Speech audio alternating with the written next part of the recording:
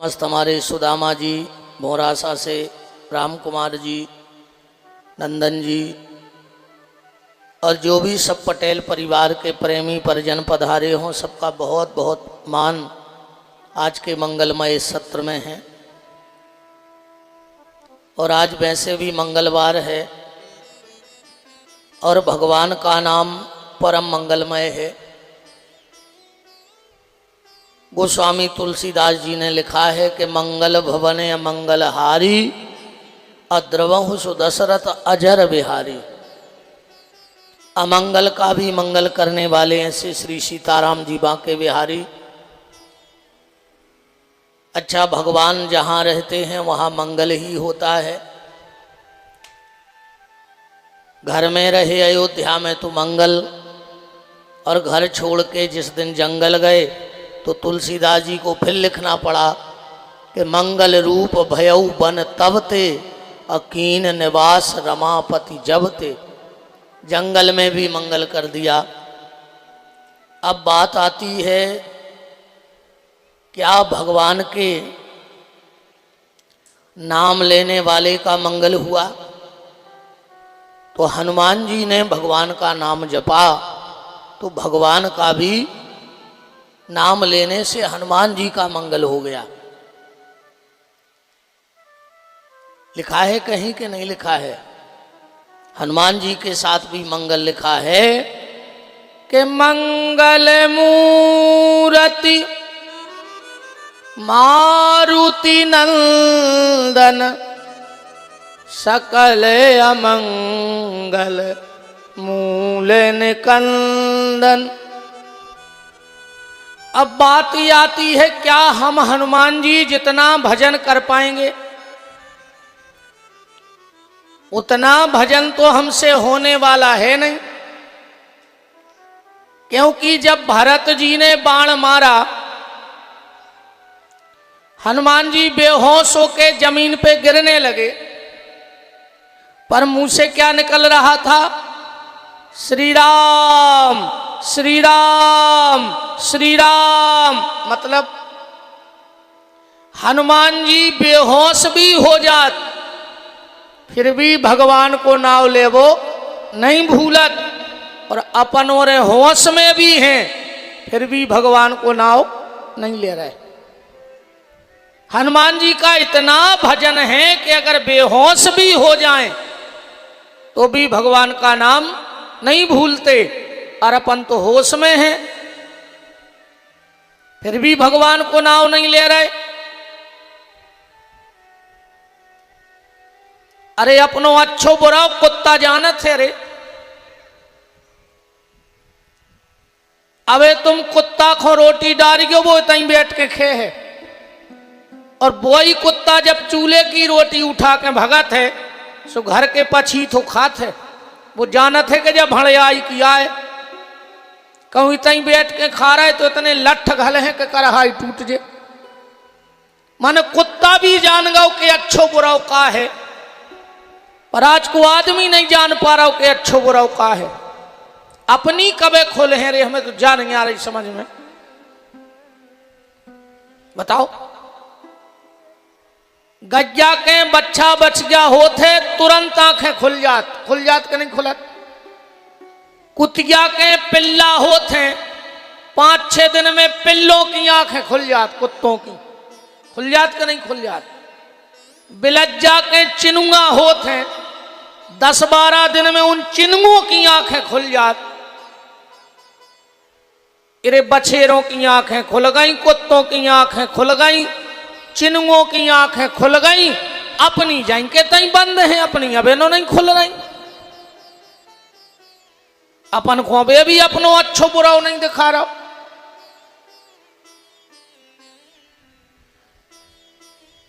बात चल रही हनुमान जी जितना हमसे भजन होगा नहीं तो क्या हमारा कभी मंगल नहीं होगा? तो गोस्वामी तुलसीदास जी कह रहे, चिंता ना करो, ये कलयुग है, इसमें तुम्हें कुछ छूट दी जा रही है। कौन सी छूट? चौपाई पढ़ो रामायण की, के भावों अनखे आलसहु पर नाम जपत मंगल दिशि दसहु। कैसे भी भगवान का नाम ले लो मंगल हो जाएगा, जैसे बने वैसे नाम लो, क्योंकि बिना नाम के सब बेकार। हनुमान जी रावण के दरबार में पहुंचे। रावण अपना वैभव दिखा रहा था श्री हनुमान जी को। मेरी सोने की लंका देखो, मेरी सेना देखो, मेरा बेटा, मेरा भाई, मेरा परिवार। और हनुमान जी देख ही नहीं रहे थे। रावण को बड़ी गुस्सा आई कि मैं तुझे अपना वैभव दिखा रहा हूं और तू देख नहीं रहा है। तो गुस्से में रावण बोला, ए बानर, मैं तुझे वैभव दिखा रहा हूं और तू देख नहीं रहा है। हनुमान जी का जवाब सुनना। हनुमान जी बोले, रावण, जो तू दिखाना चाहता है वो मैं देखता नहीं हूं, और जो मुझे देखना है वो तेरे घर में है नहीं है। रावण बोला, मेरे घर में किस बात की कमी है, बता रे बानर। हनुमान जी बोले, रावण तू विद्वान है, तू खुद बताना। एक नारी को करोड़ों रुपए का जेवर पहना दो और उसे कपड़ा ना पहनाओ तो क्या कोई समझदार व्यक्ति उस तरफ देखेगा? रावण कहता है नहीं देखेगा। हनुमान जी बोले, तो तेरी हालत भी ऐसी हो गई है। चौपाई पढ़ो आप, सुंदरकांड में लिखा है ऐसा के बसन हीन नहीं सोहे सुरारी, और सब भूषण भूषित बर नारी। नारी की शोभा गहनों से नहीं है, नारी की शोभा तो वस्त्रों से है। ऐसे ही इस जीव की शोभा संसार के आडंबरों से नहीं है, इस जीव की शोभा भगवान के नाम से है। अगर ईश्वर ने मौका दिया है, देखो मनुष्य जन्म मिला है तो नाम ले लो, कथा में जाओ, तीर्थों में जाओ, अब ही मौका है। फिर कुत्ता बन के कमौने जाने पर तुम्हें न इलाहाबाद न बरभान, पड़ा बन के कमौने जा पे कोनु धाम के चले जाओ। ने कहूं के न्योते हैं भागवत सुनवे के, आज तक क्या को के घरे आओ चिट्ठी जाकर तुम्हारे पड़ा आंखों जरूर लेके अज्जो। जोनो इंसान बने हो, जोनो ही न्योते यार है भजन पूजन के, कथा के, तीर्थों के।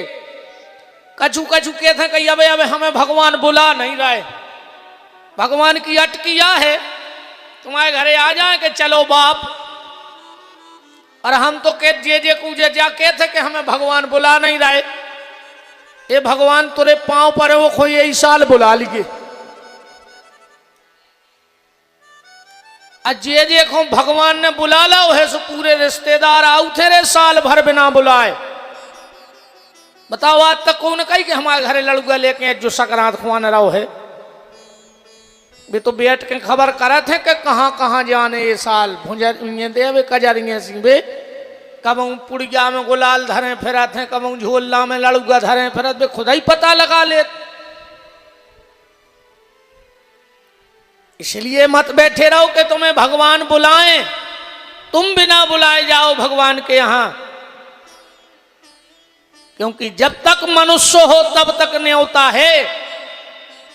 यह देह छोड़ दोगे फिर तुम्हें कोई बुलाने वाला नहीं है। देखो हमारे सनातन धर्म में 4 आश्रम कहे गए हैं। सबसे पहला ब्रह्मचर्य आश्रम, उसके बाद है गृहस्थाश्रम, उसके बाद है वानप्रस्थाश्रम और उसके बाद है संन्यास आश्रम। ब्रह्मचर्य, गृहस्थ, वानप्रस्थ और सन्यास। और मेरे हिसाब से इन चारों में जो सबसे अच्छा आश्रम है वो है गृहस्थ आश्रम। चारों आश्रमों में सबसे अच्छा जो आश्रम है वो गृहस्थ आश्रम है। क्यों गृहस्थ आश्रम अच्छा है? गृहस्थ आश्रम इसलिए अच्छा है कि गृहस्थी सन्यासी बन सकता है, पर सन्यासी गृहस्थी नहीं बन सकता। और जितने भी गृहस्थ आश्रम में हो, मेरा हाथ जोड़ के निवेदन है, 24 घंटा में ज्यादा नहीं होए तो 1.5 घंटा को सन्यासी बने गए। एक आदमी गौ तुलसीदास जी के बोले, महाराज आदमी को कितो भजन करो चज्जे। भजन को अलग अलग नियम है, भज्जा कौन हो कितो भजन करो चज्जे। माताएं कितो भजन करें, पुरुष कितो भजन करें, जिनने जे कपड़ा पहन रहे हैं जे कितो भजन करें। ये कितना भजन करें? अगर ये भेष धारण किया है तो, और ना फिर उसको उतार दो। अगर तुमने ये चोला पहना है तो इसकी मर्यादा रखो, वरना ये चोला पहनने का कोई मतलब नहीं। आजकल बाबा बन वो बहुत सरल, पर बाबा बन के ब्रह्म को पाना बहुत कठिन है। अगर ये चोला धारण किया है तो नाम जप करो, तो वो गृहस्थी गाओ। तो तुलसीदास जी के बोले, हम तो गृहस्थी हैं, कितो भजन करें। तुलसीदास जी बोले, 1 घड़ी 1.5 घंटा भजन करो। वो बोलो जैसे नहीं कर पाए 1.5 घंटा, तो टाइम नहीं मिले, ज्यादा फंसे हैं। तुलसीदास जी बोले, तो आधी घड़ी 45 मिनट भजन करो। और वो बोलो जैसे तो भी नहीं कर पाए। तुलसीदास जी बोले, तो आदऊ में पुनियाद 22 मिनट भजन करो। और वो बोलो तो भी नहीं कर पाए। तुलसीदास जी बोले, फिर विपिन बिहारी से पूछ ले, फिर आगे की वो बते है, आगे की शास्त्र में तो है, अब वो के आगे की हमसे सुन ले। अगर 24 घंटा में 1.5 घंटा भजन न कर पाओ, 45 मिनट और कम तो 22 मिनट और कम, इतो टाइम नहीं मिले तुम्हें 22 मिनट को, तो कल सवेरे जाइयो जहां को बाजार करत हो, पैसा नहीं हो हमसे ले जाइयो, अच्छी चूहा मार की 4-5 पुड़ियां ले आइयो, गारंटेड फेल नहीं हो पाए। उनको अच्छे दूध में घोरियो, और भीतर से लगत जो के बाहर को टोन न पाए, तुम कितना चल ले आओ। और वह चूहा मार पी के मार जा, फिर काय खो जी रहे कि राम भजन के आलसी, अभोजन के होशियार, तुलसी ऐसे मनुष्य में दे दे डंडा चार। मर जाना चाहिए ऐसे व्यक्ति को अगर इतना भजन नहीं कर पा रहे हो तो। अगर आप गृहस्थ में हो तो कम से कम 20 मिनट को सन्यासी बनो अपने घर में, मात्र 20 मिनट सन्यासी बनो। सन्यासी कैसे बनना है? सुबह या शाम जब भी टाइम मिले, एक लुंगी लगाओ और भगवान के सामने बैठ जाओ। क्योंकि जितनी देर तुम गृहस्थ में भजन कर रहे हो, उतनी देर तुम सन्यासी के रूप में बैठे हो। तो गृहस्थी सन्यासी हो सकता है, पर सन्यासी कभी गृहस्थी नहीं हो सके। कौन बाबा ब्याह कर ले वे बुढ़ापे में तो पूरे थूकत है। और 2 चीजों से तो महात्मा को दूर ही रहो चज्जे, चोर खांसी, चोर को खांसी। बताओ कौन भड़या को चोरी करवे जार को खांस देवे तो मार जे लाठ घल। और संत के आश्रम में दासी जिन्हें हुए, महात्मा को अगर भजन करने तो अपने मठ मंदिर आश्रम में कभी दासी नहीं रखनी चाहिए। चोर को खांसी और संत को दासी, ये नहीं होना चाहिए।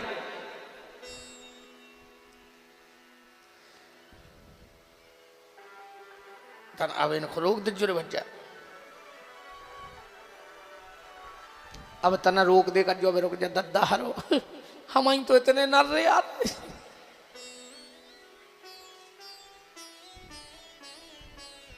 सीताराम जी महाराज की जय।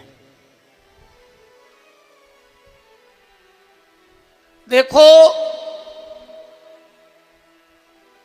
गृहस्थ जीवन इसलिए भी उच्च कोटि का है। गृहस्थ जीवन में आप कर्म तो कर रहे हो पर उसके साथ धर्म भी कर रहे हो। एक बार भगवान चले जा रहे थे, संगे हते नारद जी। अच्छी हती गर्मी, एक किसान खेत में कर रहा हो तो काम, अच्छो पेड़ो लगो तो घनो छायादार। भगवान और नारद जी बैठ गए, अदृश्य रूप से हते। 20-25 मिनट भगवान देखत रहे, वो किसान को मेहनत करत करत।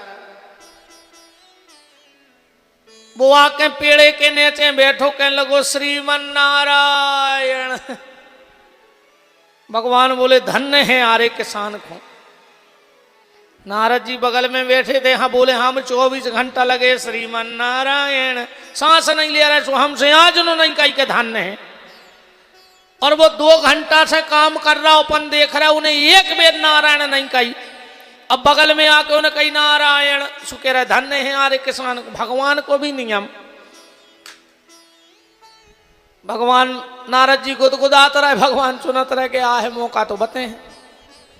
एक दिन भगवान जल्दी जल्दी में बोले नारद, ये दूध का कटोरा है, पूरा भरा है, और इसको भगवान शंकर के यहां कैलाश पे दे के आओ। ध्यान रखना, अगर एक भी बूंद दूध गिर गया तो पूरी सृष्टि का नाश हो जाएगा और उसका पाप तुम्हें लगेगा। और बिल्कुल भरो, बिल्कुल दूध को कटोरा। नारद जी ने कटोरा लाओ, समार के गए, दे आए, लौट के आए। बोले क्यों नारद, कितनी बार भजन किया? अरे नारद जी बोले तुम्हें भजन दिखा रहा हो, हमें जो लग रहा हो तो वो दूध को कटोरा झलकने जाए।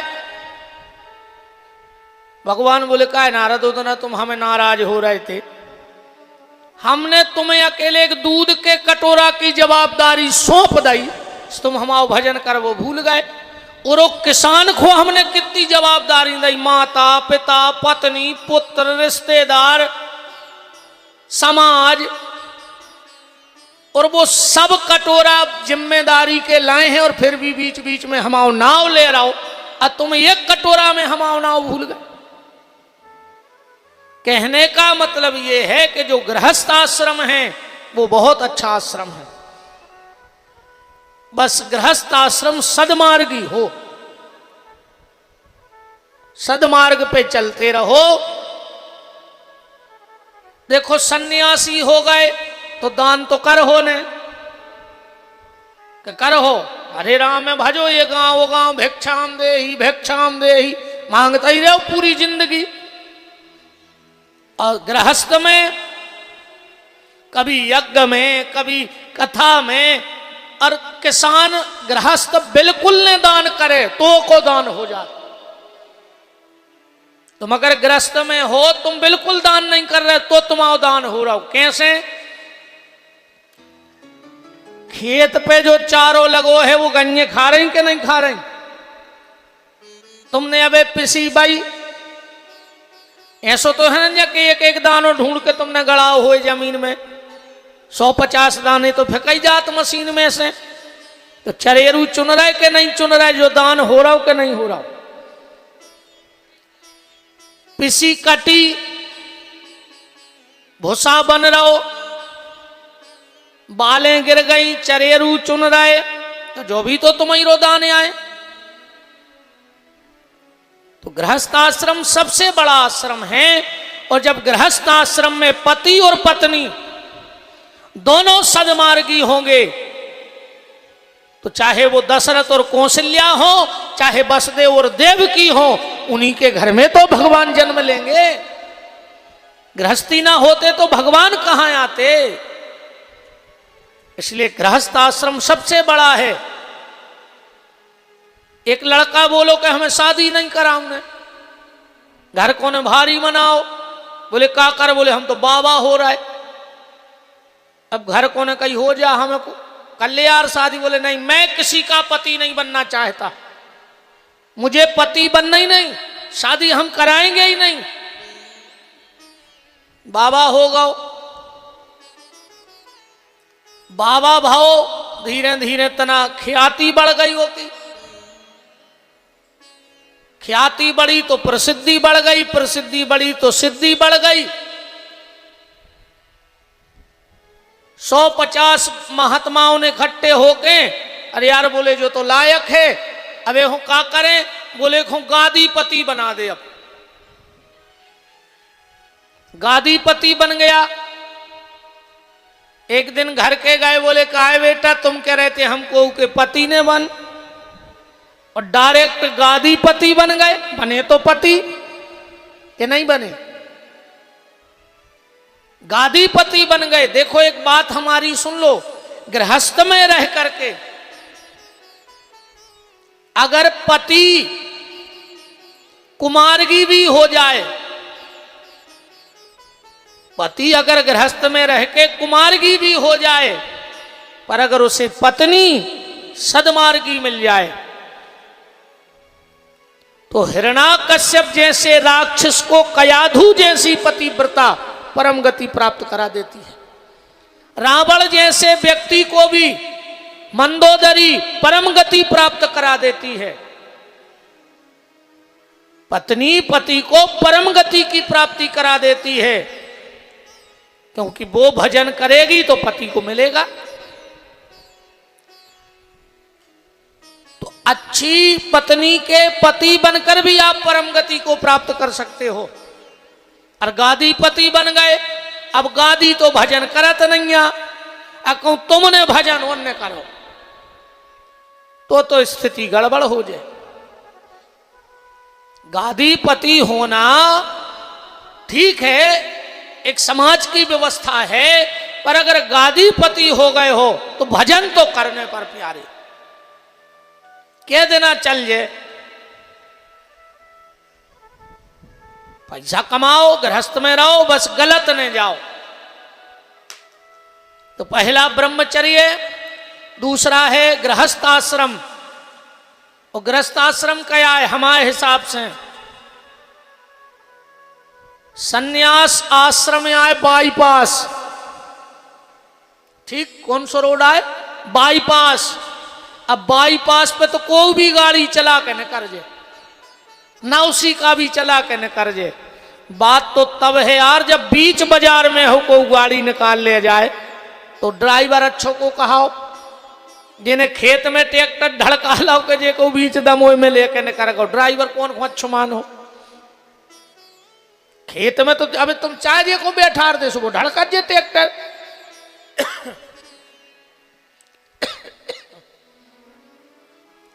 का है रे भज्जा, हम एक तो ठहरी पंडित, मुंह पे नहीं है हम कंट्रोल खावे के मामले में। हम जा भी जानत है कि जन्म तो फिर मिल जाए, खावे कहाँ दरो। ये मुझ शास्त्री ने आज दोपहर में वो पिया दे दे इस पर आई सी, अब मैं पी गाओ, अच्छी हती जूड़ी जूड़ी सीरे, गरीब में ठसका लगाने लगो। हम बहुत ध्यान राखत हैं भोजन पानी को। इतनो परहेज खावे में भोजन करवे में कोनो मरीज ने करत जिन अस्पताल में भर्ती हुए, ये तो हम ध्यान रखते हैं कि कैसो पानी पीने का, खाने का। आज मनोबत अब क्या करत ब्राह्मण यहाँ भज्जा, हम तो उनमें के यहाँ के फ्री को मिल जाए तो हम जहर पी ले। पैसा भरने लगे अपन तो हम तो जहर पी जाए।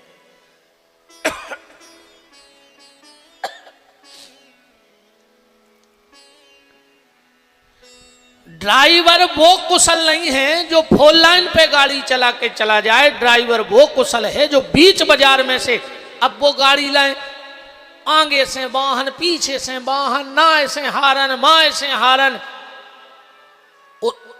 एक उलिया में से वाहन आ जाए, एक उलिया में से वाहन आ जाए और कहूं वो सुरक्षित लेके निकल जाए तो बहुत अच्छा ड्राइवर है।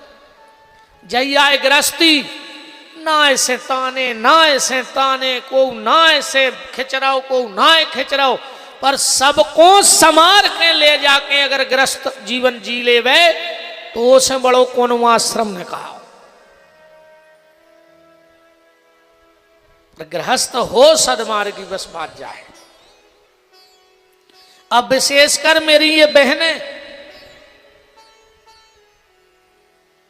संभालने का काम तुम्हारा है, घर को संभालने का काम किसका है? तुम्हारा। अब आजकल की ये हमारी नई नई बहनें बहूंगे जो ज्वार की रोटी नहीं बना सके, क्या बना लें? इनके बस की नहीं है। मक्का की रोटी नहीं बना सका, भाई कला है। कैसे वह बेलना पे और उरसा पे बिलत नहीं है कि बिलत है, वह तो हाथ से बनत है। पहले की हमारी ये मताई हरे ज्वार की रोटी बनाते, क्या इतनी सी लोई लाई और रोको ऐसा ही हाथ चलाते। मजाल है कि वह रोटी टूट जाए। आपके हाथों में वो कला है, जब तुमने ज्वार की रोटी नहीं टूटन दी तो घर कैसे टूट जान दे। अब आज की जब ज्वार की रोटी नहीं बना पा रही तो वे घर का बने हैं? बोलो वृंदावन बिहारी लाल की। ऐसी बनाती ना रोटी। आहा, हमारी दादी बनाती, हमारी मताई भी बना लेती। अब हमारे घर है नहीं बस की, हम गैस न हो तो वे चूल्हे के नहीं जाओ चाहे, कहते हमसे नहीं बने चूल्हे की रोटी। बताओ, अभी ज्वार की बने हैं जिनसे चूल्हे पे सेक तो नहीं बन रही। मेरी बहनों, जैसे ज्वार की रोटी को संभाल संभाल के टूटने नहीं देती, कोशिश करना कि ऐसे परिवार को भी संभाल संभाल करके आगे ले जाना, परिवार भी टूटने ना पाए। इस चीज की ध्यान रखना। और एक बात और सुन लो, आज जितने भी माता पिता बैठे हो, तुम अपनी औलाद के लिए वसीयत दे के जाओगे। वसीयत का मतलब क्या है? तुम्हारी जमीन, तुम्हारा मकान, तुम्हारा पैसा किसको मिलेगा? तुम्हारी औलाद को। वसीयत तो बच्चों को देना, जो तुम्हारी प्रॉपर्टी हो वो देना, पर उसके साथ साथ अपनी औलाद को नसीहत जरूर दे देना, क्योंकि अकेली वसीयत दे के चले गए और अगर नसीहत ना दी तो वो वसीयत भी खाक हो जाएगी। तुम मकान दे के जाओगे, कितने दिन रहेगा? एक ना एक दिन तो मिटेगा। चलो लड़का ने मिटे, नाती मिटे, नाती ने मिटे, दोनों पंती दोनों वो खुदा ही मिट जाए मकान। वसीयत अपनी औलाद के नाम करो। कई राजे रजवाड़े वसीयतें दे के चले गए अपनी औलाद को, पर नसीहत दे के नहीं गए। आज तुम जाके देख लेना, बड़े बड़े किले, बड़े बड़े महल, खंडर बने पड़े हैं, उनमें चमगोदरें लटकी हैं। क्यों? क्योंकि माँ बाप ने वसीयत तो दे दी पर उनको अच्छी नसीहत नहीं दी कि बेटा अच्छे रास्ते पे चलना। नसीहत दे के जाना, वसीयत तो ठीक है। और एक बात और युवा सुन लो, विरासत में तुम्हें गद्दी मिल सकती है। विरासत में तुम्हें गद्दी मिल सकती है, पर विरासत में बुद्धि नहीं मिलती है। कि मिल जाती है? कोई माँ बाप हैं ऐसे जो 1 लाख रुपया की बुद्धि ले आन के अपने मोड़ा के दिमाग में डाल देवें। गद्दी वसीयत में मिल सकती है, पर बुद्धि वसीयत में नहीं मिलती। बुद्धि तो सत्कर्मों से आती है। अगर माता पिता सत्कर्मी हैं, और एक बात तो हमारी बिल्कुल सुन लो, आज बहुत कराई, बाहर से आदमी कितना धार्मिक दिखाए, बहुत बड़ो भक्त होए पूरे क्षेत्र में, उसमें बड़ो को भक्त ही नहीं होए, पर वो भीतर से कैसो है जा कैसे जान हो। आदमी बाहर से बड़ी भक्त दिखाए, पर ओके अगर अंतरात्मा को जानने हैं तो कैसे जान हो कि जो भीतर से पापी है कि कपटी है। अब ऐसो तो बगला बैठो रे किनारे पे, एक पांव पिठाड़ो रे, देखियो कबू ऐसो लगत है जो तपस्या कर रहा हो,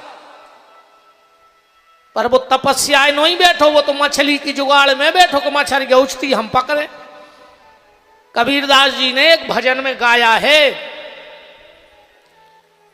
कि बगुला बैठा डाल पर मछली की आशा कर रहा। कबीर की साखी है कि बगुला बैठा घाट पर मछली की आशा कर रहा। मछली गोता खा गई, बगुला निराशा रह गया। दिल मिला तो क्या मिला, दिल का जिगर मिलता नहीं। दिल मिला तो क्या मिला, दिल का जिगर मिलता नहीं। दिल मिला तो क्या मिला, दिल का जिगर मिलता नहीं। दिल मिला तो क्या मिला, दिल का जिगर मिलता नहीं। दिल मिला तो क्या। तो बाहर से कोई बहुत बड़ा भजनानंदी हो, पर वो भीतर से कैसा है ये जानकारी कैसे लोगे। कोई थर्मामीटर बना नहीं आज तक। मलेरिया बुखार नापने का थर्मामीटर है, बीपी नापने का मशीन है, शुगर नापने की मशीन है, पर व्यक्ति के भीतर कितना पाप या पुण्य भरा है इसकी कोई मशीन आज तक कोई वैज्ञानिक नहीं बना पाया। है ऐसी कोई मशीन कि मुंह में लगा दो तो पता लग जाए जो पापी है कि पुण्यात्मा है। शुगर नप जाएगा, बीपी नप जाएगा। अच्छा एक बात और है रे भैया, आज को आदमी शुगर के डर से मिठाई खा वो बंद कर देत कि नहीं कर देत। बीपी के डर से नमक को खा वो बंद कर देत। कोलेस्ट्रॉल के डर से तेल खटाई खा वो बंद कर देत। पर भगवान के डर से बेईमानी को खा वो बंद नहीं कर रहा। कोशिश करियो जे चार से संपत्ति बहुत ही खराब होते बिल्कुल नाश करके चली जाए। कोशिश करियो कि जे जा जाते ने खाओ। सबसे पहली भज्जा बांटन की, सबसे खराब संपत्ति हो तो भज्जा बांटन की। और जे ने खाई हो कि औलाद देख ले तुम तो हमारी बात तो ऐसी कहाई बिल्कुल 100% सुनो। भज्जा बांटन की जाजात कब उन्हें हड़प जो मार जाओ। मोड़ी मोड़ा कुत्तों से खराब फिर हैं तुम तो मार जाओ। मनो औलाद कुत्तों की तो इज्जत रहे, तुम्हारी औलाद की नहीं रहे। एक भज्जा बांटन की, एक कन्यादान की दलाली कब उन्हें खज्जो मार जाओ। दूसरी गैया के नाम को पैसा, गैया के नाम को। और एक बात और सुन लो, यहां तक शास्त्र में लिखा है कि अगर किसी ब्राह्मण को कोई गौदान करे और वो गाय ना दे के पैसा दे देवे कि महाराज जे ले 1100 गैया के, वो ब्राह्मण वो पैसा अपने खर्च में न ले। जिस दिन से वो पैसा उस ब्राह्मण के परिवार में चला जाएगा, उसी दिन से उस ब्राह्मण का पतन चालू हो जाएगा। कई बार लोग ऐसा करते ना कि गैया नैया तो महाराज जी जे ले लेगी 1100, वो पैसा ब्राह्मण खरी चुनी घास लेकर किसी गाय को खिला देवे तो उस ब्राह्मण का कभी पतन नहीं हो सकता है। वो ब्राह्मण कभी पतन की तरफ नहीं जाएगा जो गाय के नाम का पैसा नहीं खाएगा। दूसरी, मंदिर की जायदाद ने खज्जो न मर जाओ, मंदिर की जायदाद से बचे रज्जो, बागत हुज्जे यार तुम्हारी के तुमने कल्पना न करी हुज्जे। कोशिश करियो। हम एक घटना बता रहे, बिल्कुल सत्य है। एक जनों ने मंदिर की जमीन ली बटिया से, बटिया समझ रहे ना, आधो आधो लगत काट के। भलो आदमी हतोरे बतो ले लाई, को उन्हें लाई सोने ले लाई। वो में बाई चना एक दिन अब गाहू जी उनको लड़का सो कछु चना पटा ले आओ, निगोना बन गओ घरे, बाप ने खा लो। सवेरे कछु चर्चा भाई हुज्जे ऐसी के चना कहाँ से ले आए थे, बोले मंदिर वाली जमीन में से। जब बिल्कुल आंखों देखी बात है बता रहे, वो बाप ने 1 लाख सुनाई अपने लड़का को, बोले पापी तो सब कोने कही थी क्योंकि चना पटा के ले जियो तूने मुझे गोना खुआ दो। बोले काहे, बोले वो आदो में भगवान को है, माने तुम बेईमानी कर ले आए उन चनों में से। आधे आधो तो में भगवान को है और तुम पटा ले आए, चाहे 2 पेड़े पटा के ले आए, मनो में कछू तो भगवान को हिस्सा हमारे घरे आओ कहाओ। बचियो भैया इन सब चीजों से। हमारे पूज्य गुरुदेव कहा करते थे कि बेटा अगर कोई से बुराई हो जाए तो ने गाली दियो, ने वो के प्रति कछु मन में बात ले अज्जो, न तुम्हारो भजन कम हुज्जे। हमने कहा गुरुजी फिर वो तो स्वतंत्र होगा गलती करके। बोले हाँ बेटा, तुम्हें मुंह से कछु नहीं कहने, हृदय से कुछ नहीं कहने, या तो मंदिर की जमीन को या गैया के नाम को 1 रुपया खुआ दियो खुंजे से खा ले वे वो, और तुम फ्री हो गए। कहा है तो को समय उदन से खराब चल वो चालू होगा। बात हम ये कह रहे हैं कि गद्दी तो विरासत में मिल सकती है पर बुद्धि विरासत में नहीं मिल सकती। कोई अपनी संतान को बुद्धि नहीं दे सकता उस सत्कर्मों से। तो बात ये चल रही कि भीतर से आदमी कैसो है, ओखो कैसे जान हो कि वो पापी है कि मान चलो हम तो बहुत बड़े महात्मा हो गए पूरे 2-4 जिलों में, हम संभलो बाबा को आदमी करो वो संभलो बाबा ही नहीं बचो, विपिन बिहारी संभलो जे रखाए इतने जे धरे मूड पे 3 किलो चंदन पोतवे में सबसे आगे, कपड़ा सिले पेरत नैया, चाहे ठंड हो चाहे बसकार हो, जाई फतूंगी जा ओढ़े फिरत है, कितना ठंड पड़ जाए कपड़ा इतना ही कहा है शरीर पे। अब हम भीतर से पापी हैं जो कैसे जान हो कि खाली बाहर ऐसे काल नेमी बने या फिर रहे तुम और ठगवे।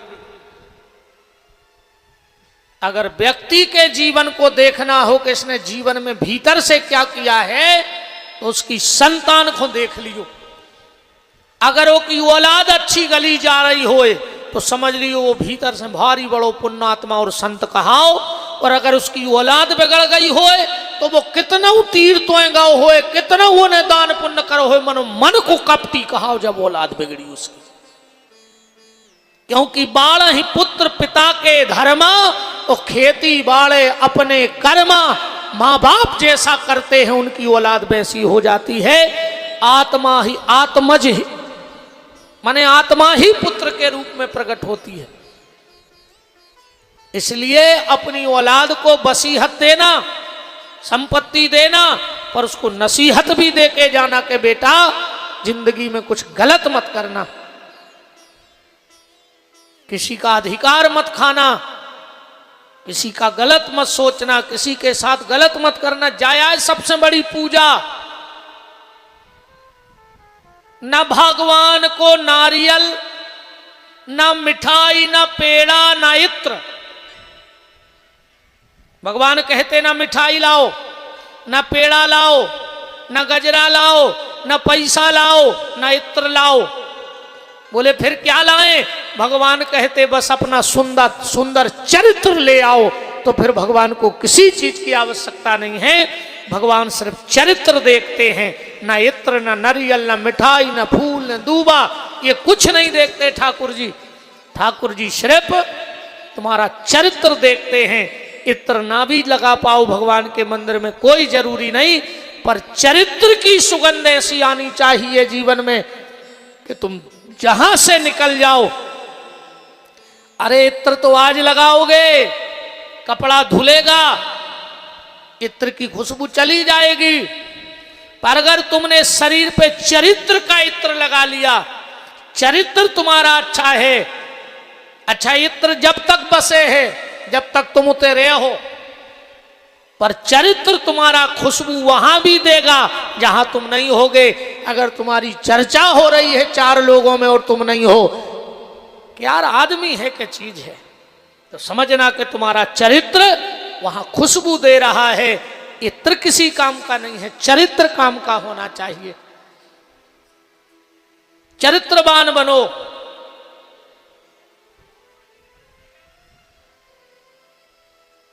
कंस का जन्म कहां हुआ? मथुरा में, है ना? हुआ कि नहीं हुआ? मथुरा में कितने शब्द हैं? मां, थू और रा, तीनों को मिला दो तो बन जाए मैं। बिल्कुल तुम्हें कंस कहा है। दूसरा कंस, कंस के घर में एक चीज रोज गिरती थी। अगर तुम्हारे घर में ये चीज गिर रही है तो तुम भी कंस हो क्या? कंस के घर में उसकी बहन देवकी की आंख के आंसू रोज गिरते थे। अगर तुम्हारे कारण घर में इन बहन बेटियों के आंसू गिर रहे हैं तो तुम कंस ही कहा है प्यारे।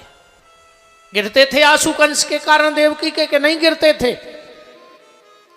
अगर तुम्हारे कारण आंसू गिर रहे हैं तो तुम भी कंस ही हो।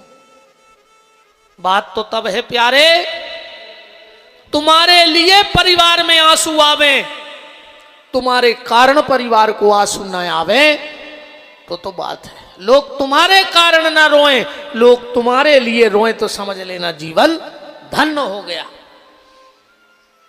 कभी अपनी पत्नी पे हाथ नहीं उठाना, क्योंकि जो व्यक्ति अपनी पत्नी पे हाथ उठा देता है न उसके हाथ का कोई दान लगता है न उसके हाथ का तर्पण लगता है। माँ बाप उसके हाथ का पितर पानी नहीं लेते, फिर भी ऐसी श्राप देते हैं कि सबसे बच सकत मन पितर दोष से कोई नहीं बच सके। कभी पत्नी पे हाथ मत उठाना। और तुम्हारे भी बात बात पे न रोक करे घर में जो कुलच्छन आवा है, वो घर में लक्ष्मी नहीं रुकत जहां रोबा धोबी ज्यादा मची रेवे। बात बात पे असु ढारवे ने बैठू करे। और तुम्हारे कहूं पत्नी घुमारी गो ने कछु कछु बहन जी हने सोच रही हूं अगर ऐसी जानते तो आज हम लोग वाले आऊ थे घरे ही रहेगा उपन बेसरो कल लो वाले जो हम फिर सुना दे तो का दिक्कत क्या है? लोहा लेते जो हम कल फिर बता दें। आज ना घरे जाकर मोबाइल पे सुनवा दी कि आज महाराज ने ऐसी कही है। तीसरा कंस ध्यान से सुनना, अगर तुम कहीं खड़े हो रास्ते में और कोनो इन बेन बिटियों को अपनी गली बदलने पड़े तुम्हारे कारण, तो सबसे पहले तो अपने बहुदद्दा की खोज करियो कि बे कौन आए, बे कितने नीच हैं तुम्हारे बहुदद्दा जी ने तुम जैसे सुंगरा को जन्म दाओ। बहुत ही नीच कहा है वे माँ बाप जिन्हें तुम्हें जन्म दाओ कि तुम्हें देख के कोनो बेन बिटिया गली बदल के न कर गई। बात तो तब है यार जब तुम खड़े हो और आधी रात में कोनो बेन बिटिया निकले हो, तुम्हें देखे और वो की चाल और सुरक्षित हो जाए कि फलानो भैया खड़ो है, अब हमें कोनो डर ने कहा तो सबसे पहले अपने बहुदत्ता के पांव पर यो काय से उनसे अच्छो संत को नहीं हो सकत जिन्हें तुम जैसी औलाद को जन्म दो है कि आधी रात में ये बेन बिटियां तुम पे भरोसा कर रही हैं, तो तुम्हारे माँ बाप बहुत धर्मात्मा और पुण्यात्मा कहा है। वरना धिक्कार बहुदत्ता को, धिक्कार कुल खानदान को जे में तुम जैसो सुंगरा को जन्म भाव है। बात बसीहत और नसीहत, गद्दी और बुद्धि, इन चीजों को आज इन्हीं बातों पे हमारा पूरा फोकस है। थोड़ी सी चर्चा करें भगवान भादों के महीना में का है भाई, क्या कारण था भादों में जन्म लेने का? भादों का ये कारण था, संस्कृत में भद्र कहते हैं आनंद को। कहां लिखा है विद्वान देख लें, यजुर्वेद में लिखा है ओम भद्रं कर्णेभिः शृणुयाम देवा भद्रं पश्येमाक्षभ्रियजत्राः स्थिरैरङ्गैस्तुष्टुवागुं सस्तानो भृवसे महि देवाहितं जदायुः, ऐसा लिखा है। भद्र माने आनंद, और भगवान कैसे हैं? सच्चिदानंद रूपायो, भगवान आनंदमय है। श्लोक समझ में नहीं आए तो चौपाई में पढ़ ले रामायण में कि जो आनंद सिंधु सुख राशि सी करते त्रैलोक सुपासी, सो सुख धाम राम अस नामा। भगवान आनंद स्वरूप हैं, तो भद्र माने का होगा आनंद। अच्छा, भादों के महीना के पहले कौन सा महीना आता? बैसाख नहीं आता? हाँ यार, जेठ का है? हाँ। कातक, कातक के बाद भादों आत। हम भूल गए यार, खबर नहीं रही क्या करे। वो आदमी तो यार कौन हमका जितने बड़ी विद्वान आए तो पूरा रटे हम बैठे और तो जो कजू खबर आ गई जो धारदाई बात हम आगो न कचुए सो आए। हम तो उनमें यहाँ अगड़ बगड़ बम बाप पड़े ने हम जो कजू मुँह में आज याद सुधाई याद। कौन सा महीना आज? साहुन। हाँ देखो सबने कह दी सही, माने सही। श्रावण के बाद भादों आता है ना? अच्छा, श्रावण ने आ है तो भादों भी ने आ है, यह भी गारंटी है। जय बात तुमने ध्यान में बैठा ले, जब तक श्रावण नहीं आएगा तो भादों नहीं आएगा, और जब तक सत्संग को श्रवण नहीं करोगे तब तक आनंद रूपी परमात्मा भी कभी तुम्हारे जीवन में नहीं आएगा। भगवान ने कहा जो मुझे पाना चाहता है, भद्र रूपी आनंद को पाना चाहता है, वो पहले श्रावण से जुड़ जाए, कथा श्रवण से जुड़ जाए तो मैं उसे अपने आप प्राप्त हो जाऊंगा। अच्छा, भगवान 8 खो आए और राम जी आए 9 खो। 9 खो आए थे राम जी। नवमी तिथि मधुमास पुनीता, शुक्ल पक्षे अभिजित हरिप्रीता, मध्य दिवस अरुषित नघामा। अच्छा, राम जी 9वीं तिथि को और भगवान 8 को, अष्टमी तिथि को। काय ऐसे आए, अपने अपने कुल की पहचान बनाई दो जनों ने। अच्छा, अंकों से कुल की पहचान कैसे बन जाती? कुल माने गोत्र। एक बात और सुन लो आप, हो रहे कई बार अब आधे से न लड़कों जो पता नहीं हो कि हमारा गोत्र क्या है ना? पंडित जी ने कछु संकल्प कराओ, कई गोत्र को ना हो, कई बताओ भाई क्या है गोत्र को ना हो, बताओ काका। अगर तुम्हें अपने गोत्र का नाम याद न हो और पंडित जी कहें कि गोत्र का नाम लो, तो उस समय कश्यप गोत्र का नाम ले लिया करो, कोई भी हो। कौन सा गोत्र? कश्यप गोत्र का नाम ले लिया करो, क्योंकि सबकी उत्पत्ति ऋषि कश्यप से है, सप्तऋषियों से। तो कश्यप गोत्र लेने से सारे गोत्र पूर्ण हो जाते हैं। जैसे कहा दियो अपने मोणी मोणों को का गोत्र आए, कहाँ के खेरे आए, का अबर है, का प्रवर है, को का भी गोत्र नहीं जाने, अबर प्रवर का सही जबरन को जानो, तबर प्रवर का कहा को पता नहीं।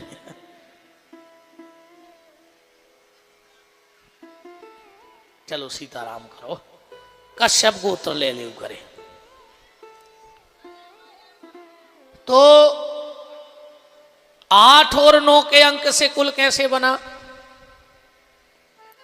भगवान कृष्ण आए चंद्रवंश में आए थे। चंद्रमा 15 दिना घटत है और 15 दिना बढ़त है। राम जी आए सूर्य वंश में, सूर्य ने घटत आए ने बढ़त आए, 100 रहते। अब ये 2 अंक पढ़ गयो, पहले 9 को दुनिया पढ़ो, अगर घटे बढ़े तो बतजो। 9 के दुआ 18, 8 और 1 9, जोड़ चल गयो।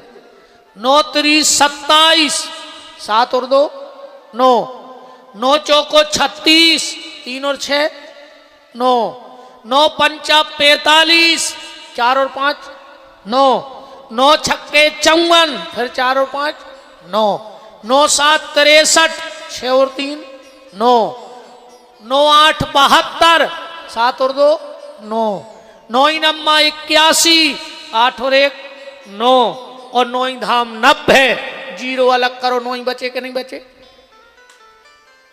अब तना 8 को दुनिया पढ़ो, का चंद्रमा 15 दिन घटत है। 8 के दुगा 16, 6 और 1 7, 1 कम भाव कि नहीं भाव? 8 3 24, 4 और 2 6, 1 कम भाव कि नहीं भाव? 8 चौका 32, 3 और 2 5, 1 कम भाव कि नहीं भाव? 8 पंचा 40, 0 अलग कर दे, 4 बचो, 1 कम भाव के नहीं भाव? इसीलिए अष्टमी तिथि को पकड़ लिया, क्योंकि चंद्रवंश की छाप बन जाए। राम जी ने 9 का अंक पकड़ा। 9 का अंक आपने एक और देखा होगा, संतों के सामने, महंतों के सामने लिखा जाता है श्री श्री 108। हमारे सामने भी लिखा जाता है श्री श्री 108 महंत श्री विपिन बिहारी दास। 108 क्यों लिखा? आजकल तो मुतके लिखे जान लगे, अपन तो मेन बात करिए। ऐसे तो अब 1008 हो गए, 1,08,000 हो गए, 11,08,000 हो गए। जैसो जैसो पैसा बढ़त जाए उसे उसे बीच के ढपला बढ़त जाए। एक गाड़ी पे तो लिखो तो ब्रह्मांड गुरु, अब जगत गुरु तक तो ठीक हती, अब ब्रह्मांड गुरु हो गए। कबे भी नरक में दीक्षा दे आए, कबे स्वर्ग हो आए। नहीं अच्छा मनो लिखे से होत का नहीं, जो भारत देश है सो है देखो, जो लिखने सो लिखा रहो। अब ये 10-25 4 व्हीलर क्यों धरी हो तो देखियो, उन 20 पे कछु ने कछु बोर्ड लगो हो जे, फलाने अध्यक्ष ठिकाने अध्यक्ष, इतना ही। उस होत को नहीं, 150 की प्लेट और ठुक जात फ्री में। टोल टैक्स वाले टोल तक नहीं खोले और इन पट्टी देख लिखा तो रहो मन, उस होत कछु नहीं। ऐसे तो तुम दमोह जज्जू जहां बड़ी सी अस्पताल हो सरकारी, ओके सामने कम से कम 50 मेडिकल खुली हुई हैं, और हर मेडिकल पे लिखो हो जे दवाई मिलने का एकमात्र स्थान। तो बगल वालों का भटाए बेच रहा हो, हर मेडिकल वालों लिखेंगे दवाई मिलने का एकमात्र स्थान, तो बगल को का पनंगे बेच रहा हो डब्बा में धर के। बताओ